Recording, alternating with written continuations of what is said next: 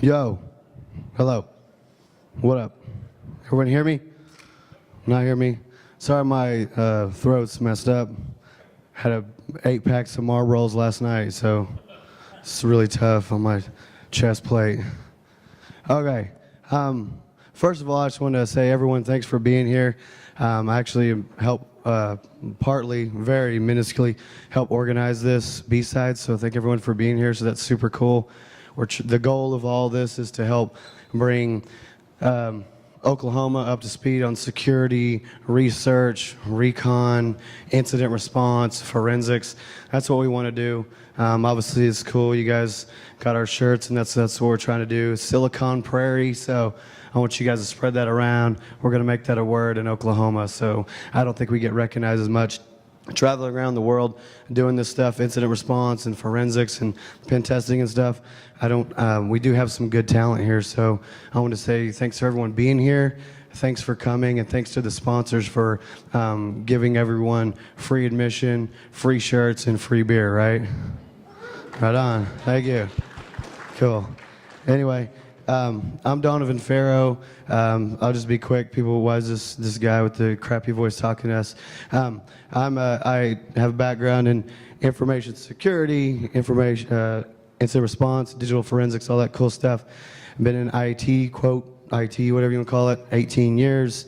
I've worked over 700 cases, certified as a forensic examiner by the state of Oklahoma and the federal court. So I've been in court as an expert on these subjects, worked over 80 incident response engagements all over the world. Say jump out of the helicopter and the black parachute and all that cool stuff, right? So it's fun. I like it.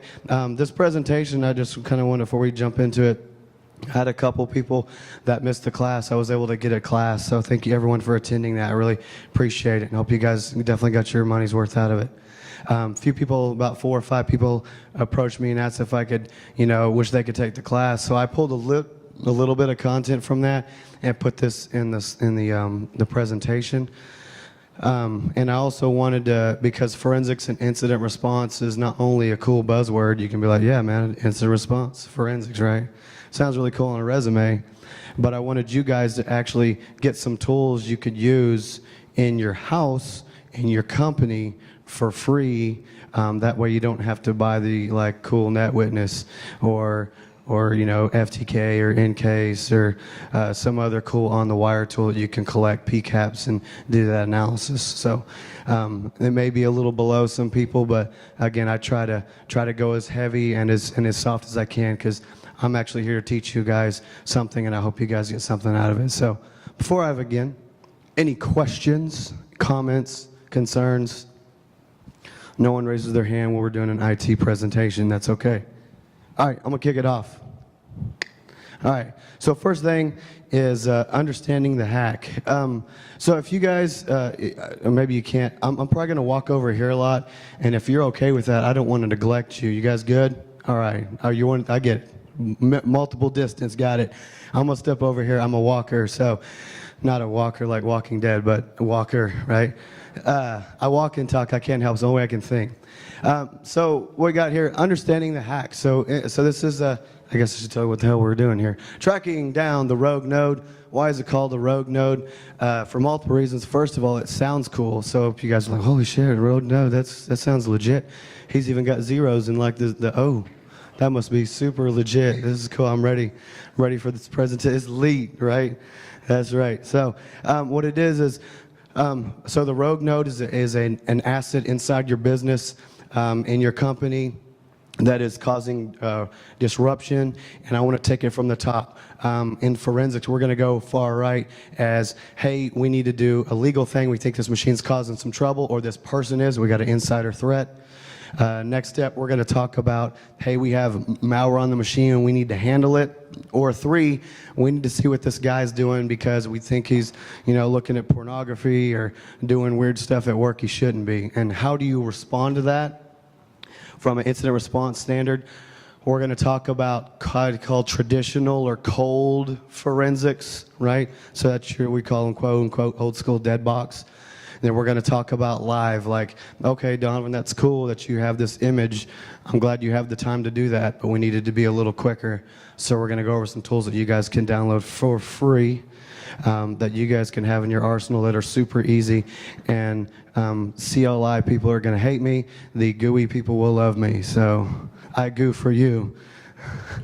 All right. So what is a hack? What the hell does that even mean? We got to understand what a hacking is.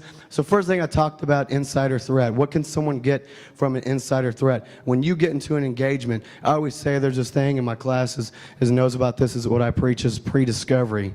And again, I don't know if that's a real word that is invented, but I just invented it the other day for my class that night. Again, Marlboro Reds, beer. Prediscovery was the term I came up with. Before you jump in an engagement, you need to know what you're getting in. I'll give you the prime example. Someone says, hey man, we got some email, got some malware rocking in email. That's cool, let's go get it. So you're gonna get your tool bag and you're gonna jump in there and get the email. Well, what you didn't know is that you got the guy's email that was infected, right? Because you went to his inbox, because he's the guy that was crying the loudest, because he's the CEO. He's like, man, I got this malware on my machine. So you immediately run over to his machine, you start collecting. Well, you didn't actually think the prediscovery of it was, what do you have Exchange? Is it 365? What is it archived? When the email comes in, does it split? Just because you're talking to this guy who's quote unquote more important to the business, there could be 50 other people infected. Just because you respond to the user, which they never lie when they make tickets with the help desk, right? That's what you're responding to, right? And from a natural progression as humans as we are, we naturally respond. We run after stuff. We're like, hey man, someone's hurt. I need to fix them. So I would say it's kind of like when you guys respond to an incident is you have a big fire. So there's the big fire in the window. You guys see it? Super big fire. Not really, but imagine there's a fire right here and you guys are firefighters because you guys respond. You're all incident responders. What you do, but you are a firefighter, by the way. Shout out to firefighter here. So you're going to knock out this fire in the window because you're going to respond. All right, good job. Okay, well what you didn't know is actually the whole building's on fire. So even though you cleaned that email from that one guy, you got just a whole botnet just infecting your whole environment, but you got that one guy clean, and he's like, man, thanks, guy, IT guy, you fixed me. And then you go back to your desk, and then someone's like, hey, I've also been infected as well. And then the guy that you just fixed says, hey, I'm infected again, because you didn't actually figure out what the root cause was. You didn't prediscover the incident. Does that make sense? All right. From that, we're talking about insider threat. Insider threat would be you guys. So looking at all of your faces, I'm scanning all of you. I'm looking to see your faces are if I need to come investigate this guy especially. Insider threat could be you, could be co-workers, could be the director. I'll tell you, a lot of them are CFOs. We do it all the time. Chief Financial Officer, M-O-N-E-Y, right? What if you're in charge of all the money for the company? You don't know where it's going? Coming in, going out. One guy does, and he's typically the guy that we get investigated besides IT people. So that's why people hack, all right? Talking about hacking, talking about a rogue node. And when I say node, you guys probably think a device, right? Well, it's any entity, a node. I would consider a human a node. A lot of people don't. We can get in an argument about it later over some beers over there. That's cool. I would say that a human is also a node because do you or do you not have to monitor the humans inside your environment? Yes. Why? Because they break stuff all the time. And they're the most vulnerable. And if you don't do vulnerability scans on humans, then you're in big trouble. Sorry, I get a drink of water. Bitch. All right. So here's what we got. So we got the insider threat because we do consider a human as a node because they will disrupt and they can cause trouble. Typically, it's who it is, right? From a user perspective, you have to investigate them, see what's going on. Intellectual property theft. Intellectual property theft obviously is anything that you have. I'm just checking my timer here. Anything that you have that is your golden egg, right? So if you're a company and you sell blueprints to roads, I'll give you an example. So we had a company that sold blueprints to roads, and just as a hat tip, I was like, hey man, all your stuff is on Shodan. Anyone know what that is?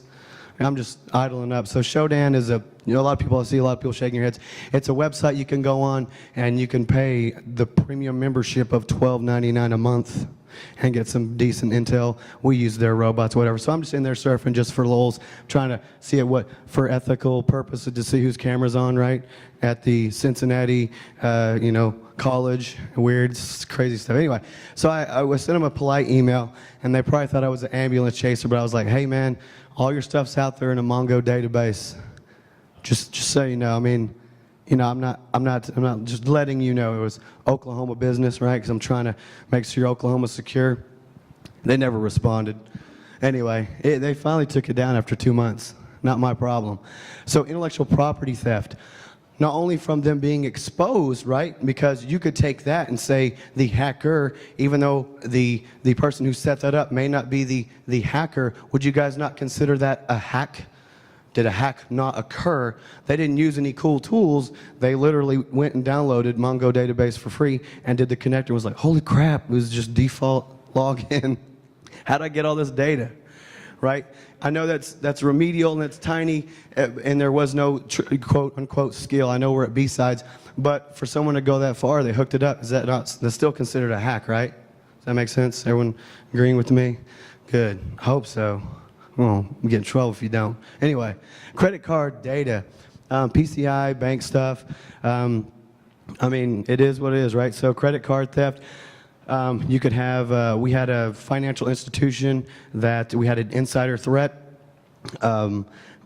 So I'll kind of paint this picture because really, guys, I wanted you guys to get a wrap around understanding the hack.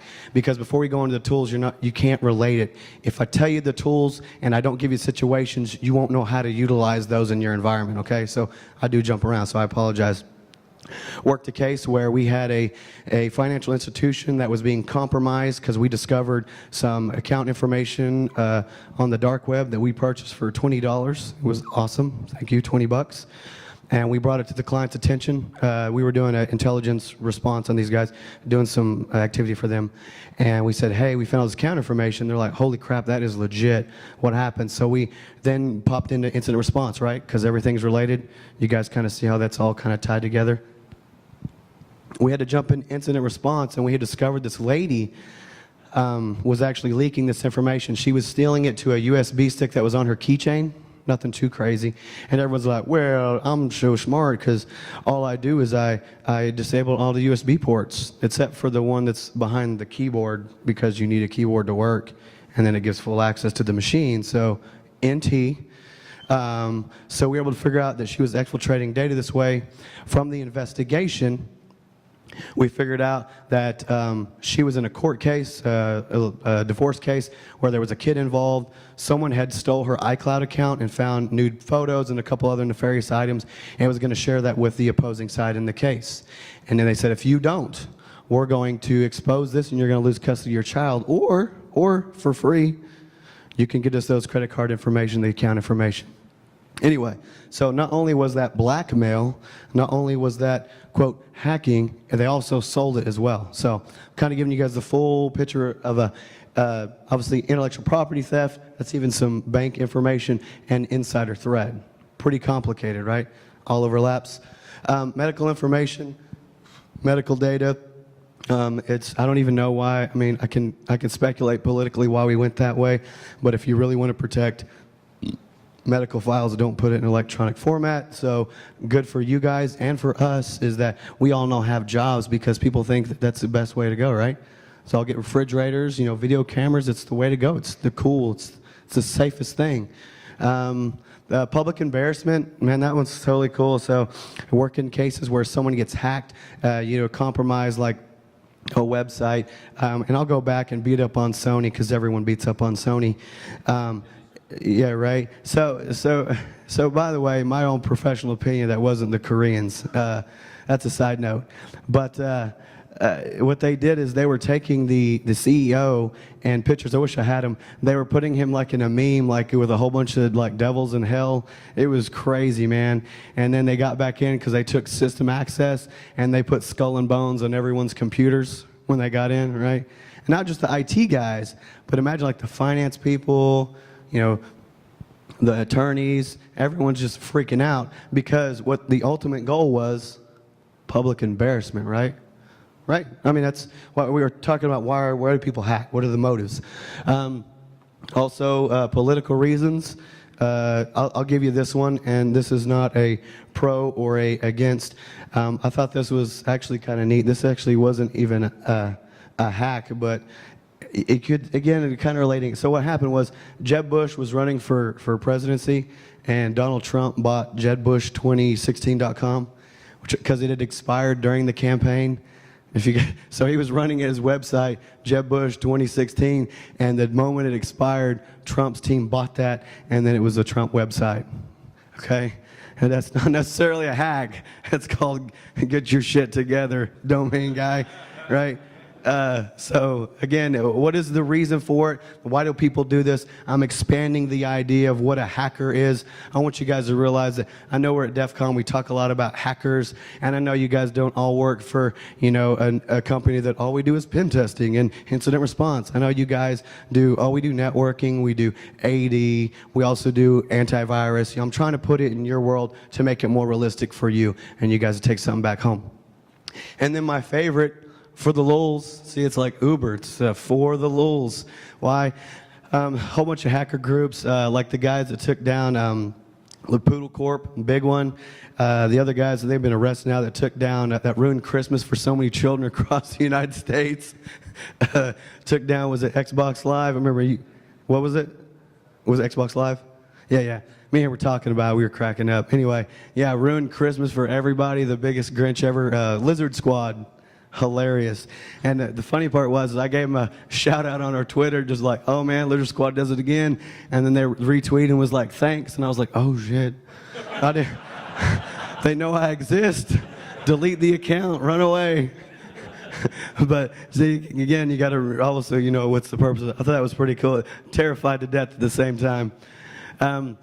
Go in the opposite direction. So I'm going to take this another direction. I thought this is always kind of funny. I always make fun of people that have forensics. So this is the internet, in case you guys didn't know. So you put the new virtual goggles on and you plug into the internet. That's what you see, just run across your face, fingerprints and all that stuff. So I'm going to change it up just a bit and get a drink of water. Let you guys absorb this before we kick on the rest of the presentation. Here we go. You guys ready? Use the Triforce.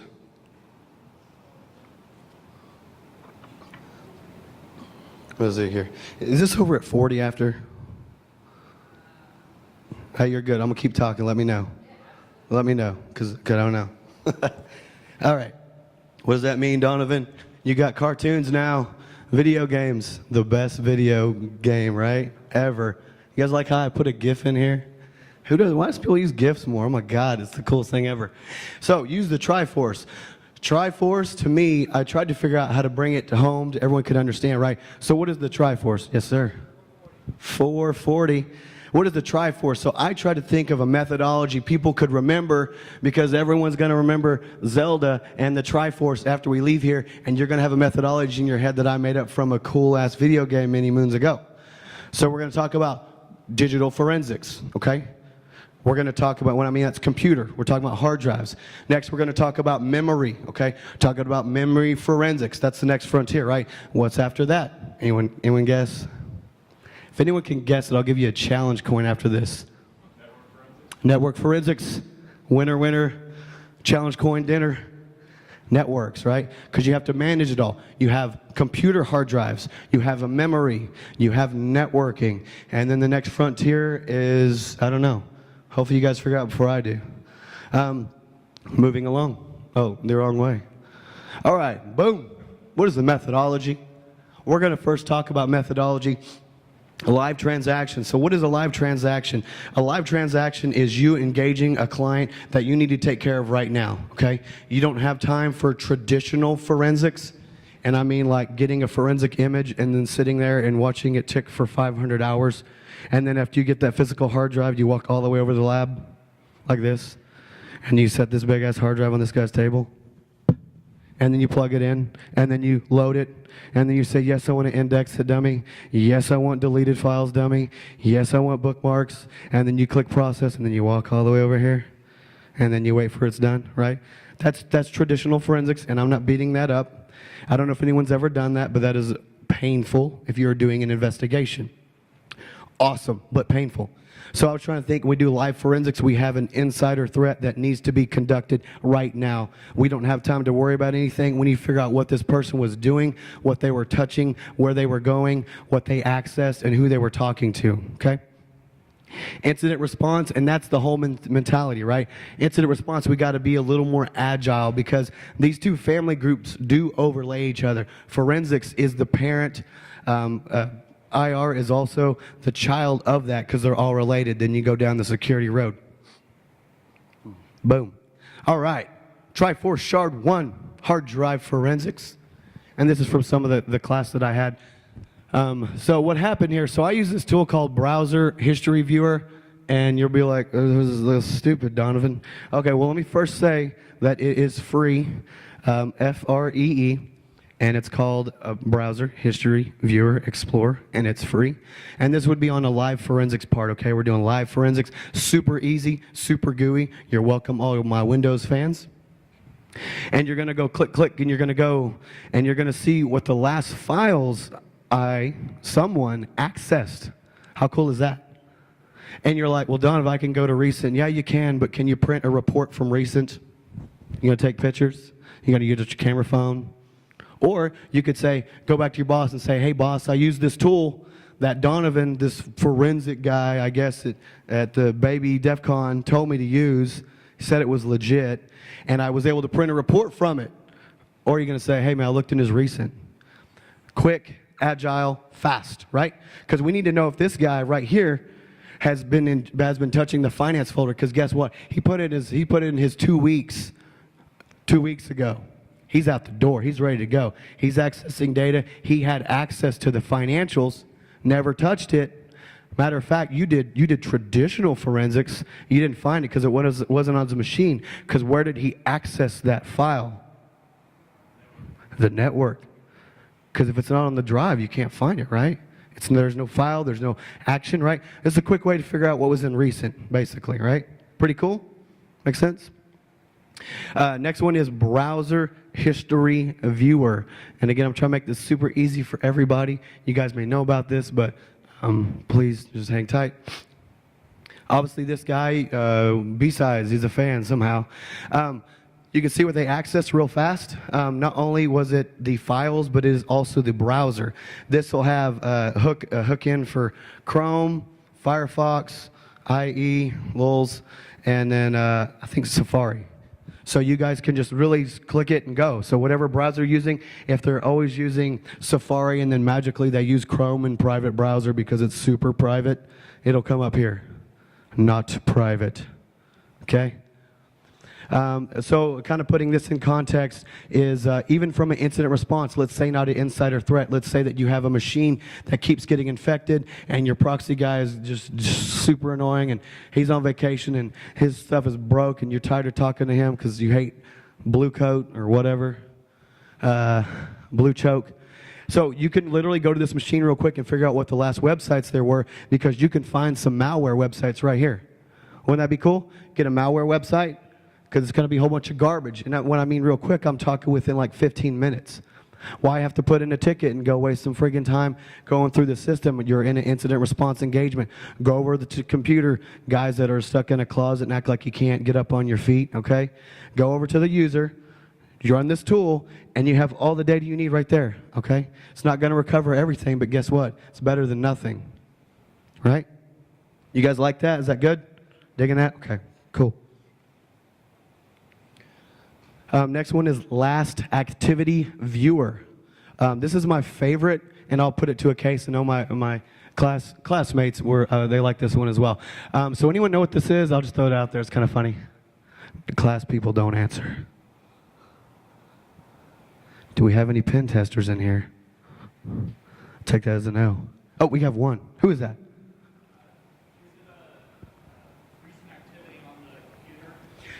It is. Well, do you know what that program is? Sorry, the one in orange. I got shaky hands. Huh? It is? It is. All right, now if you ran that, so I did this in literally like 5 minutes, and you ran this real quick and you're scrolling down, would you be like, holy shit, that's important? You know? Quick. agile, right? If you know the executables, and if you don't, there's this thing that we use that's called Google.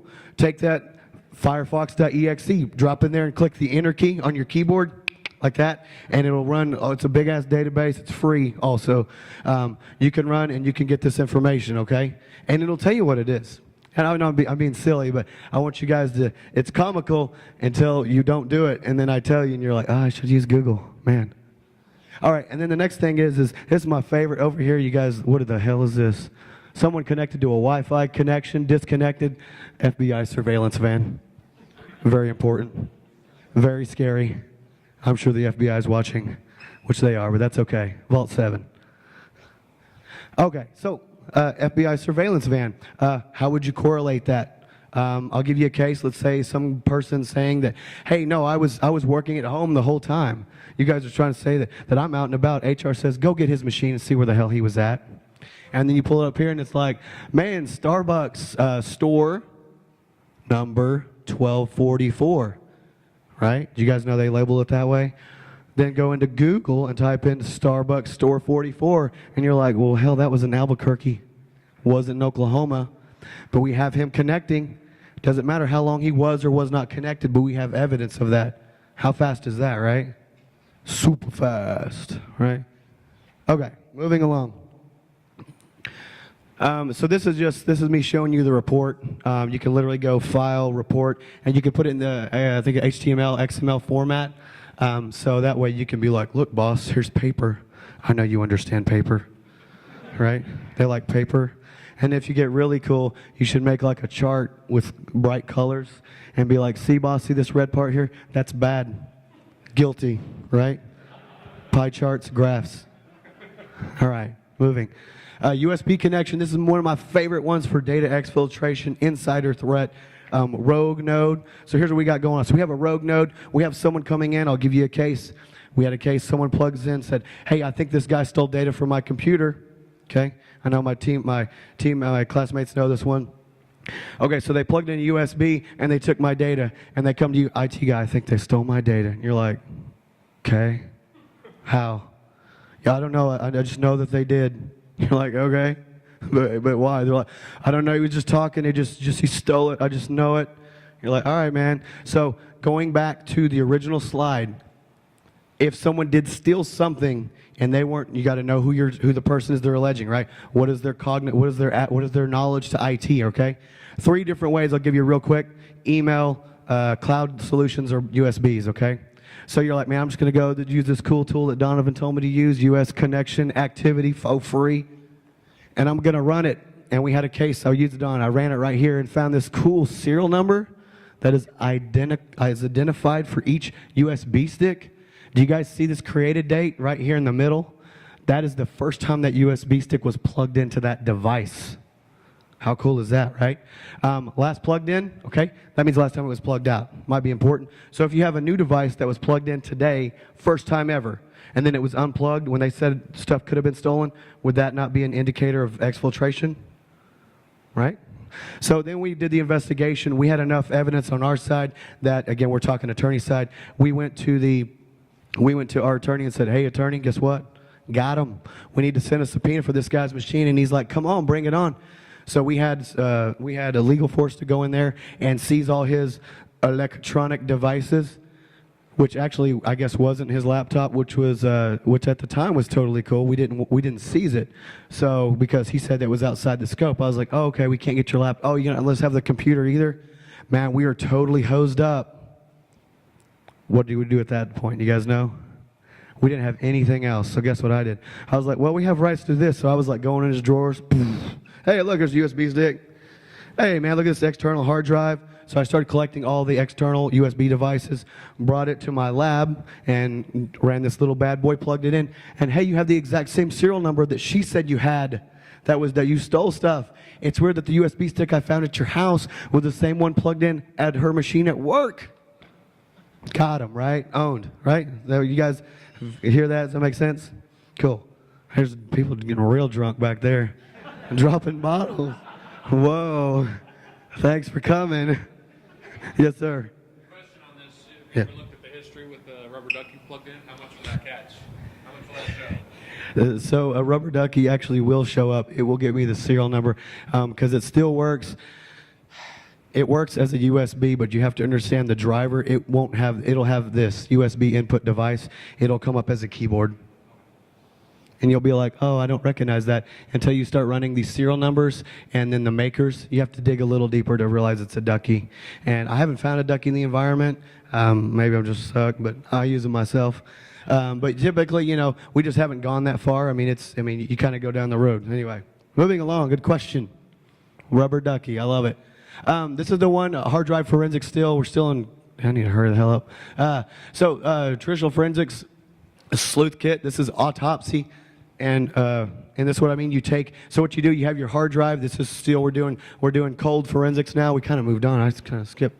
So this is traditional forensics. Free tool, autopsy. I'm going to kind of speed up, okay? Free. So when you do a forensic image, and if you don't know how to do a forensic image, there's this cool class called Digital Forensic Essentials, taught by this guy. You should come do that. You can literally take this computer, this program, and point it to the drive image, and it'll start carving all this stuff. Boom, boom, boom. We got emails, we got documents, access times, history, image, because when you get in an investigation, they're going to say, hey, man, we need all the images off this computer because we think he's looking at porn. And you're like, oh, crap. Unless he has like a porn directory, which we've seen. Super secret. It wasn't P-O-R-N, it was P-R-O-O-N. Very suspicious. So this is a quick way is what I'm saying. You guys have this big, always say big data. Big data is the problem. You have this big hard drive, terabyte hard drive. How do you find photos on that? Oh my God, that's crazy, right? Use this cool little tool. Use that. For free. Okay?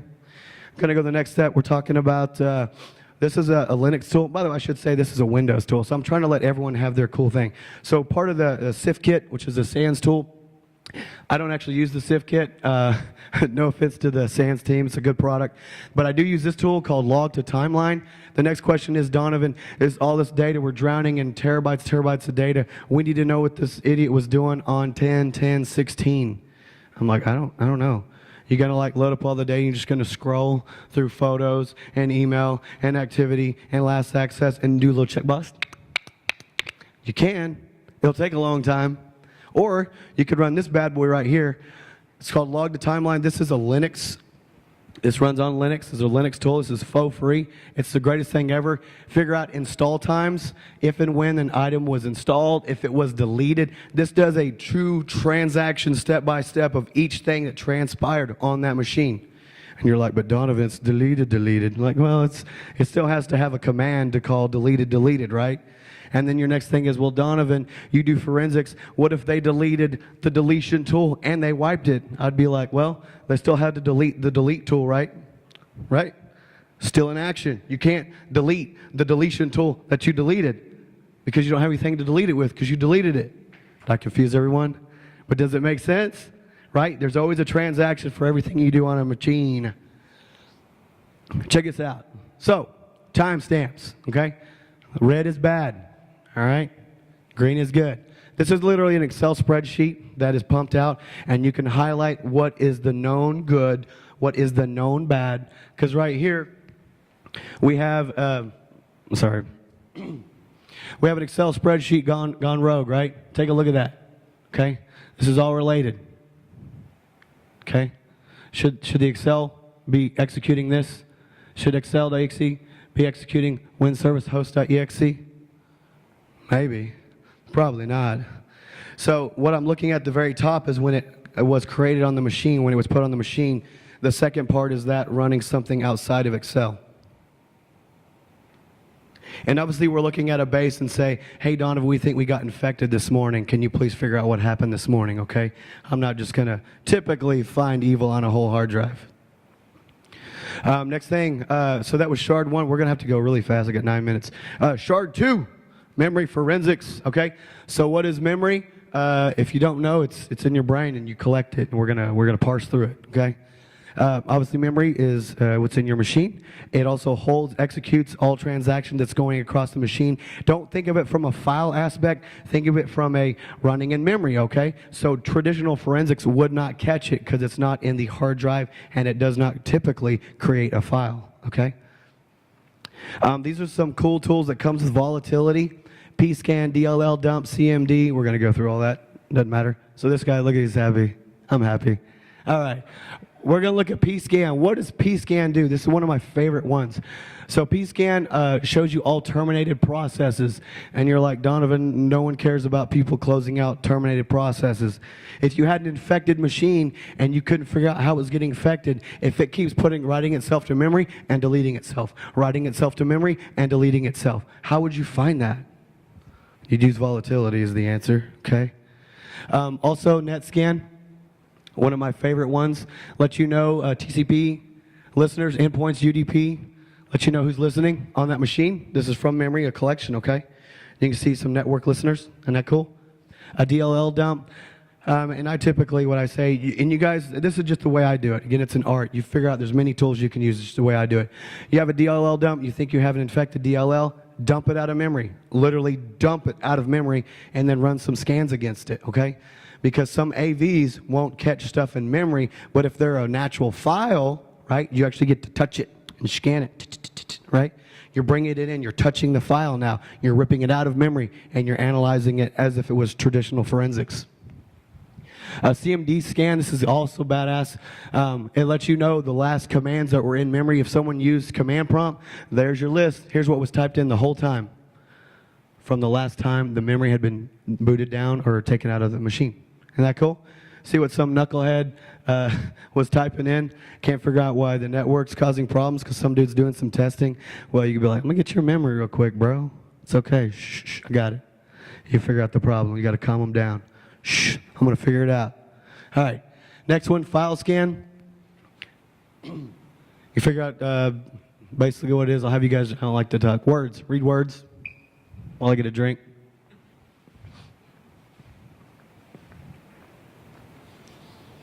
So it can even detect files that are removed when it's tied to a rootkit.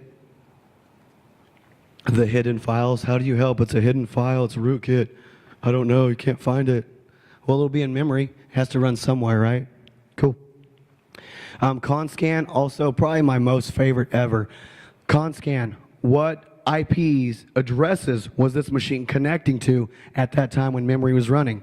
Are these rogue IPs? Shit, I don't know. Go to Google. Drop them all in there. What is this tied to? What is this tied to, right? It'll be a whole bunch of Akamai, Amazon, all that cool stuff. But maybe it's not. Maybe you'll have one that say, hey, dude, that's a total threat. I recognize that. That's a bad IP. And again, this is still pretty quick because we're not talking machines. We're talking an 8 gig, 16 gig analysis. And we figured out that this IP immediately needs to be blocked ASAP. We also need to know what the threat intelligence is behind it. Network miner, GUI again, you're welcome. PCAPs, okay? We're talking about networking now. Packet captures. If you're super bored, and as you should be after this conference, go home, do a PCAP on your neighbor's wireless that is totally open to you and they told you could use it, okay? All right? Do a PCAP. Drop it in Network Miner. Let it process, okay? DNS whitelisting, browser connections. Is it tied to malware? It could be.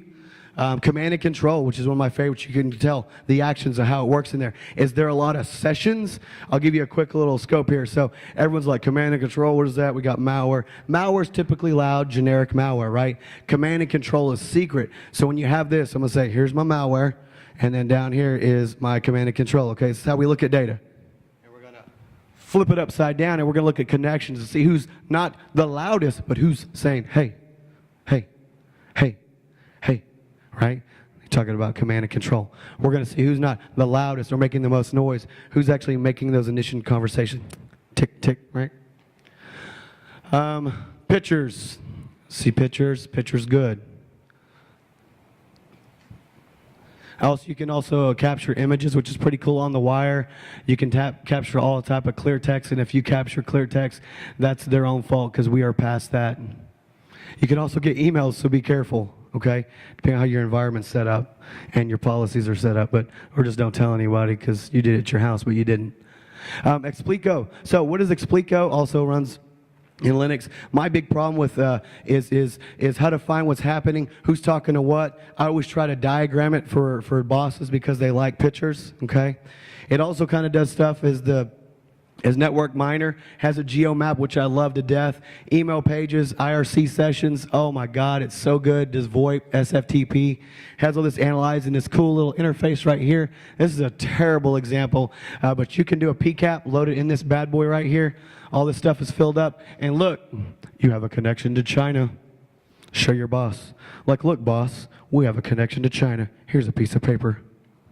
I made it red so you know that it would be bad. Okay?